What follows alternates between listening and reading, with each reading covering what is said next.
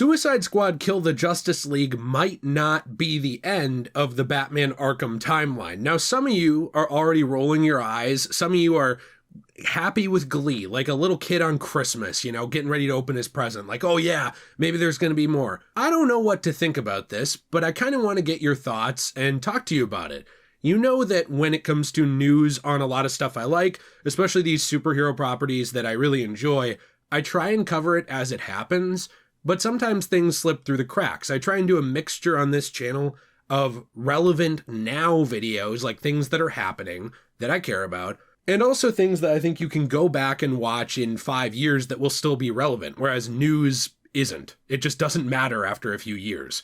But this is something I think is really interesting, and I missed it a couple weeks ago because of having a lot of things I was working on.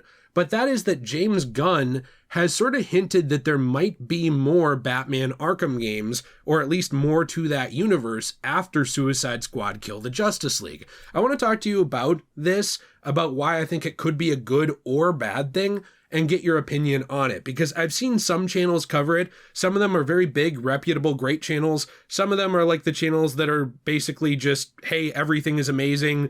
WB is the best company ever. Please give me free stuff. I try not to be, like that.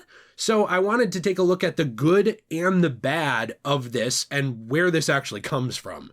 Because this is actually from Instagram, believe it or not. But when asked if Suicide Squad Kill the Justice League is for sure going to be the last installment of the Arkham Universe by a wonderful fan, James Gunn actually responded that there were no plans of it being the last. Now, as noted by The Gamer, this was actually deleted later, and it was replaced with a different comment, which was, "No way, I personally can't wait for the game, and hopefully more.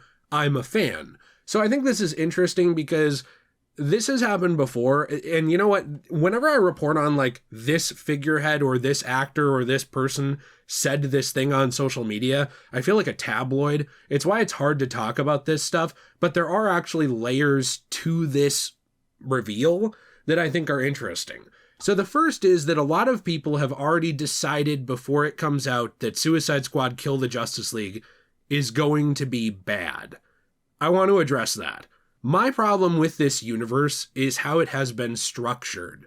This universe was a single-player universe. It was a universe based on story-driven narrative and world building and character building and interactions and secrets, Easter eggs, replaying games to find things in them that you might not have found. You could play a game like Arkham City for the 10th time, and you might find something interesting while exploring that world.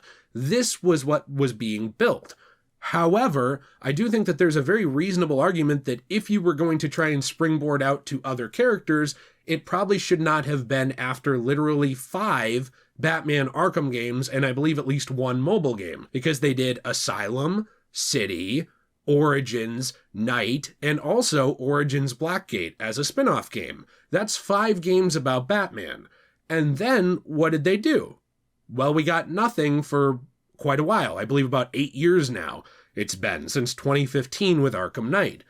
So a lot of people thought this universe was already dead. That doesn't mean that these things won't sell. This is a massively popular property. People love Arkham. People love this Batman. People love this universe. But this universe is also inspired by the DCAU, and something that the DCAU did a pretty good job of was learning to build out its universe early on. Yes, it took a little while, but they started expanding from Batman into Superman the Animated Series just about 4 years after Batman the Animated Series started. There is a whole timeline on it, but essentially Batman the Animated Series started back in 92, and then Superman the Animated Series started in 96. And there were still things happening in the meantime, with the Batman The New Adventures happening in 97, Beyond happening in 99, Static Shock in 2000, and then we led into the Justice League Zeta Project, etc. And there were movies in there as well, too.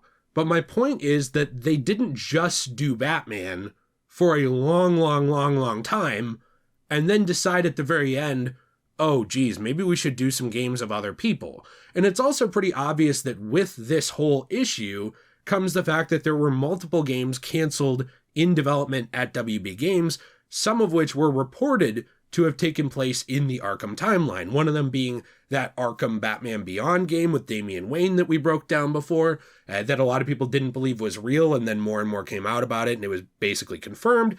One of them being all of the Superman concept art around multiple projects for Superman that were being worked on, some of which were reported to have been in the Arkham Universe, some not, some just on their own. And then, of course, Gotham Knights came out, and that was just its own thing, even though it did have the opportunity to focus on characters that weren't Batman in that universe if they wanted to. They went a different direction. So we're now moving into 2024 here. I believe it's January 2nd when I'm recording this, and we only have Batman games in this universe. So then the question becomes, well, even if Suicide Squad is great, it's a weird jumping off point to now go back to that Batman.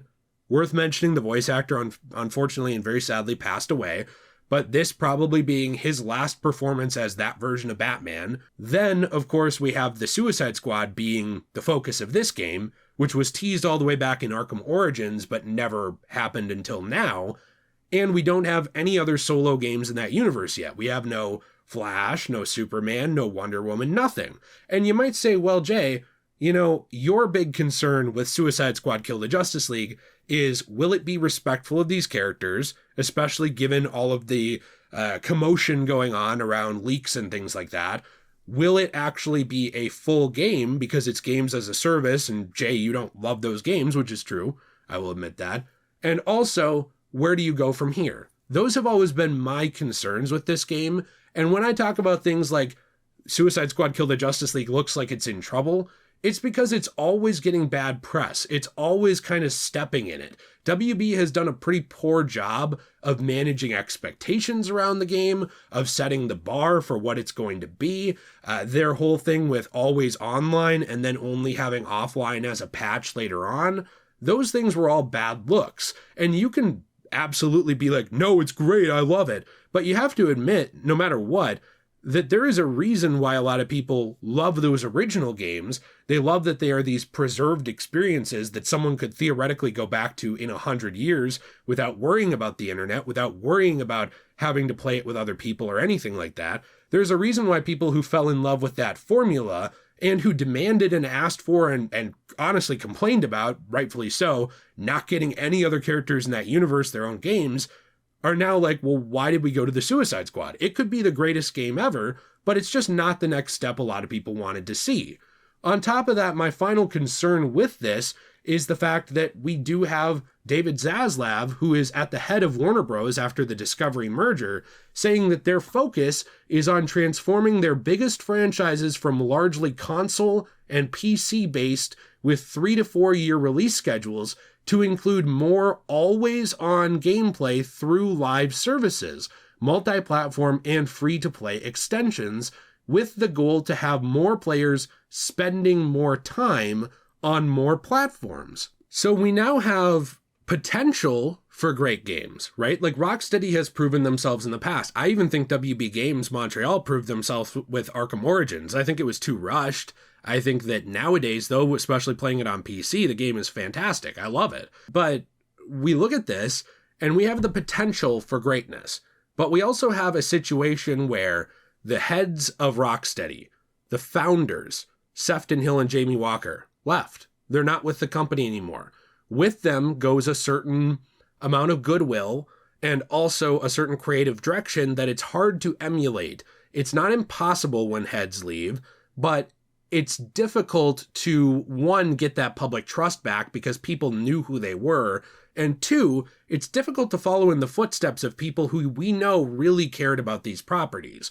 We then also have the passing of Kevin Conroy, which for some reason people get mad when it's brought up. I don't understand why, but it is a valid point. He put a lot of heart and soul into Batman especially, and are you going to move the universe forward without a Batman? You know, do you recast? Do you bring back Roger Craig Smith? I love Roger Craig Smith, but then you're always going to have the issue you had with Arkham Origins too.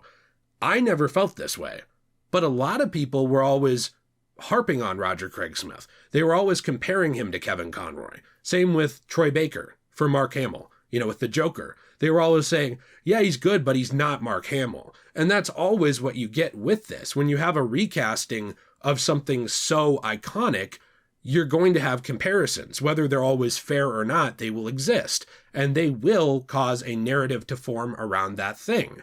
It's frustrating to me because I feel like a lot of opportunities were actually missed during Sefton and Jamie's time at the company, during Kevin Conroy's life. Obviously, his life matters much more than these, games or movies or whatever.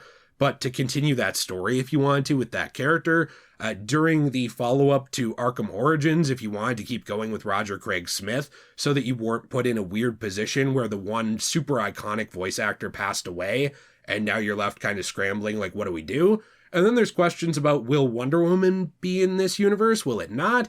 Apparently there's a push to have some of these games eventually be in the new DC universe of films, so you have all of this stuff around it. I'm not trying to say that, one, Suicide Squad will be bad. It's just not the type of game I wanted out of the Arkham universe. It could still be fantastic, and I actually still plan to Let's Play it with Nate over on our Let's Play channel, Degenerate Plays, which is in the link down below in the description. I'm actually trying to get more people to check that out because I want that channel to grow. We're playing through Spider-Man 2 actually right now.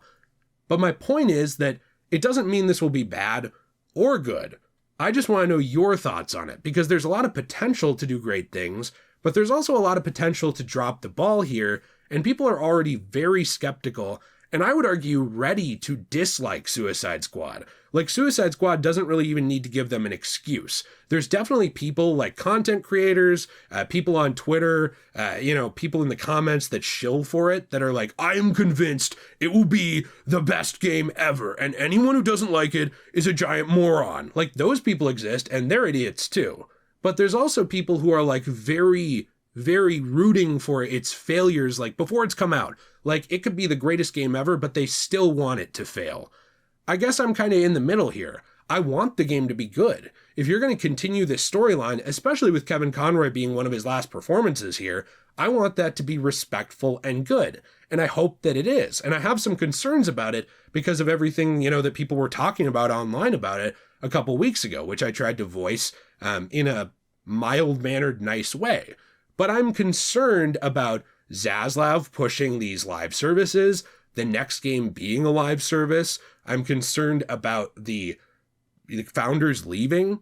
I guess I'm just concerned about a lot of different things if you were to continue this universe. It's also a big if, because James Gunn did say that he wants there to be more, but he also at first said there were no plans of it being the last. At the end of the day, I want what's best for this universe. I mean, if I got my way, I think a lot of universes would end, and you'd only come back to them if you had storylines to tell. It's something that I think works so well with Japanese manga and anime, outside of a few things that keep going forever, is that authors tell their story, the story ends, and they only revisit it if they have something that they believe is impactful to add.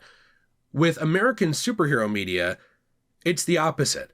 It never ends, it goes on forever, and a lot of times, like modern Spider-Man comics, it ends up just shooting itself in the foot so many times that it's just down on its knees begging to be put out of its misery. But companies just keep, putting adrenaline shots in its back and keeping it going. It's honestly like some kind of freak show experiment that's horrible to watch.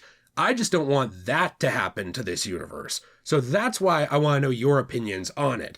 I already mentioned our channel Degenerate Plays, where I plan to play through Suicide Squad Kill the Justice League. I want to give the game a chance. I want to try it. Yes, I'm frustrated by elements of it before it comes out, but at the end of the day, I want this universe to be good, so I hope it is. I also want to draw your attention to JayRPG. This is my new channel where I cover a lot of role-playing games, whether they be European, American, Japanese. Kingdom Hearts is over there now. Fallout, Elder Scrolls. I know some of those things sound unrelated, but they are all role-playing games and things I love. I just made a video about Skyrim, actually, and how it helped save my relationship with my dad. So that was a very personal video to me. If you want to check out that channel, I appreciate it very much. I'm trying to grow that. I love it when people from this audience go over there. I also understand it's not going to be for everybody, and I'm hoping to grow another audience over there of people who enjoy that stuff, as well as all you guys here who enjoy this channel, who mean the world to me as well. Just trying to kind of diversify and make things better on YouTube, because it was just kind of a rough year for me on the platform, and it's gotten very bad. So I'm interested to hear your thoughts down there. Please be sure to leave a like and subscribe for more content. If you want to help support this channel, I already told you those things. We have a new store, which is cosmobunny.shop, named after our little Cosmo the cat.